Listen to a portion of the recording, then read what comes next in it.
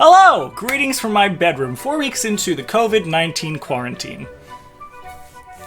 So I've decided to finally go down the rabbit hole and start making YouTube videos, and what that involves usually is you need a niche for your channel, and I definitely got a niche, and that's obsessions. I get constant obsessions all the time, things that stick with me or things that will come and go, like my faith in America currently. I wanted to start off this series with one of my favorite of all time obsessions, which is, if you know me, that's right, D&D, or more specifically, Dungeons and Dragons. Oh, this is backwards, and I don't usually turn it around, so I'm just gonna keep it like that and show you what it is, not backwards. 5th edition D&D is what I talk about. No one likes Pathfinder, and if you do, we can fight in the parking lot, because nobody's been done like that. Mama, you can fight me in the comments. One thing I should mention before we continue is if you want to support this channel, you should like, subscribe, and comment. I'm really going to try to start getting into YouTube, and I'd love to have people help me out. So yeah, down below. Have you clicked it? Did you click it? Have you shared it?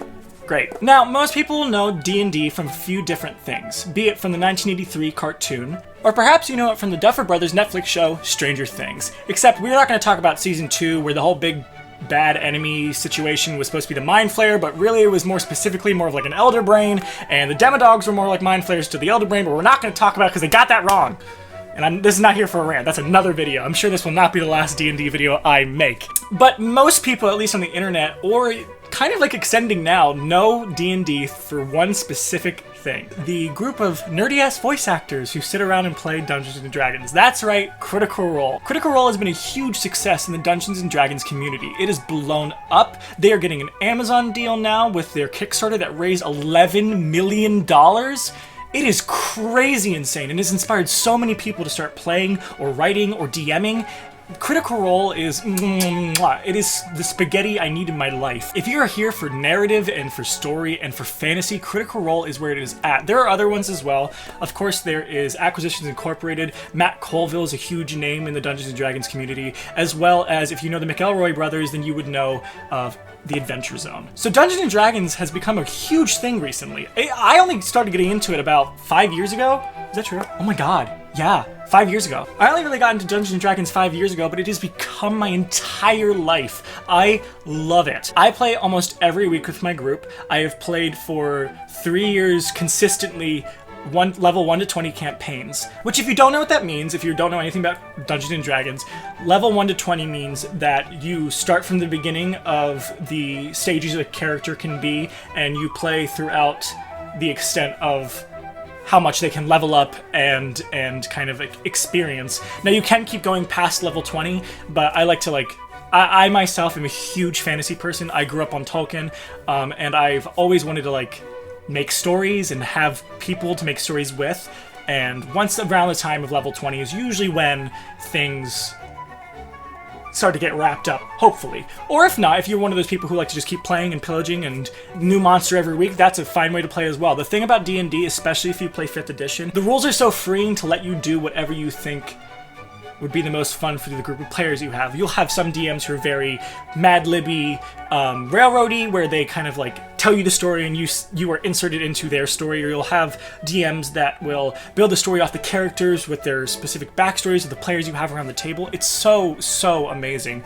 It's such a creative experience, and it's also a really therapeutic experience. I've had many people that I've played with, be it me being the DM or me playing, we have all used D&D as an outlet. We've definitely used our characters and the stories that we've built together to reach some type of catharsis sometimes during the sessions. And sessions can go on for anywhere from 2 hours to I've actually played for almost 10 hours once. Also, to make sure that I've explained this well, when I say DM, that means Dungeon Master. Basically, the best way I can describe it, even though I hate when people describe it like this, when you're the Dungeon Master, you're kind of like the Xbox. The players turn on the Xbox and experience the game that they're playing. If they're playing Call of Duty, if they're playing Skyrim, whatever, you are the Xbox, if you want to think. Now, Dungeons & Dragons definitely is not, I always say, is not a video game, and not to treat it as such. Treat it more like improv. It's like acting. It's like playing house as a kid, which is kind of strange, and there's definitely times when you start playing that you're kind of what am I doing? But kind of, I always say when you reach that catharsis once you really let yourself go and let yourself be enveloped in the story. The best way that I can describe D&D is your favorite TV show you watch every week or whatever, however often you play, being a part of it and being able to make it, so you get really attached. If you're a player, you have your character who you play, and like, you don't want them to die, or you don't want something bad to happen to them, or when you're the DM, you get to like throw these really interesting situations and see how people react, and then you get to react back to like things you weren't expecting that your players end up doing, and that's like the most fun thing about it. Some crazy situations happen. I have a lot of examples, but there's one example that like I want to show people, and just for context, basically there was a character who was kind of like an anti-hero villain that was interacting with the party, and he went a little insane because he like went into eldritch magic and such, and he started bleeding from the mouth, and the response of my players at the table is one of the most surreal things that has ever happened at the table, so I'll show that. I get right behind him and I put my hand on his shoulder and I say like very just like softly in his ear, "Amaury." Yes.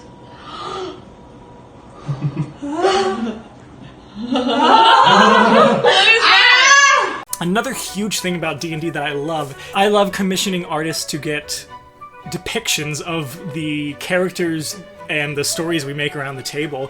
I'm going to show a bunch of them right here, so if you want to see some, these are the lovely commissions that I've bought. Support artists that are local or online that will be happy to do this for you. It's so cool to see your own creation or your players' creations fully realized in a type of art that someone has interpreted. The best part about D&D, and the one part that this quarantine is really like hurting right now, is I love doing it at a table around people, and I haven't really been able to see my group since I've been in quarantine, so that's a little disheartening, and we're trying to like figure it out to work it to do it online. But it's such a fun experience, and it's such a good time to sit around with people and kind of like let go and just make a story and have fun. And there's sometimes that there's parts in D&D that people will get angry, or people will cry, or people will get really attached to the story or the characters that they're interacting with, and it's such a strange thing to describe to people. Like, I've once described to people like this time that I, as a dungeon master, killed a character who was inserted to help the party because it was the first time the players have ever played.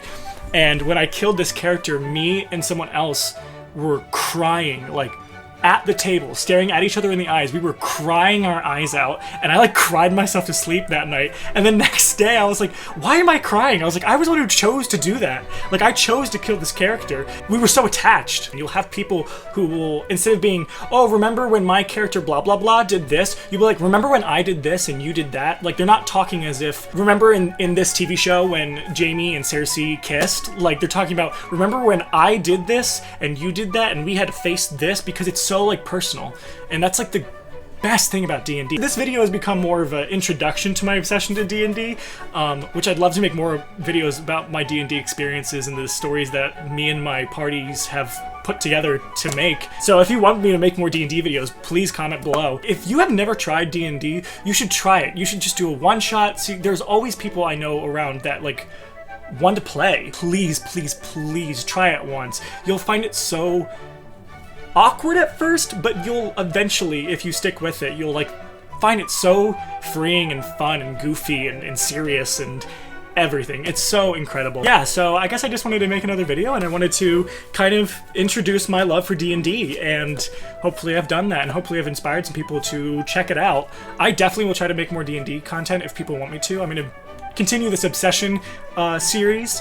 And yeah, comment below what like your first D&D experience was, or maybe like one of the craziest or wackiest characters you or someone else has ever come up with. Again, if you've never played D&D, you really gotta try. At least try it once. It's silly and it's fun, but what else can you do now in quarantine, right?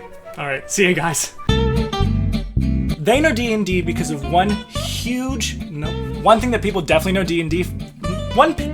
One people know the thing that is D&D, and if you don't, you're dumb. Why can't I say this line? I have it written right there!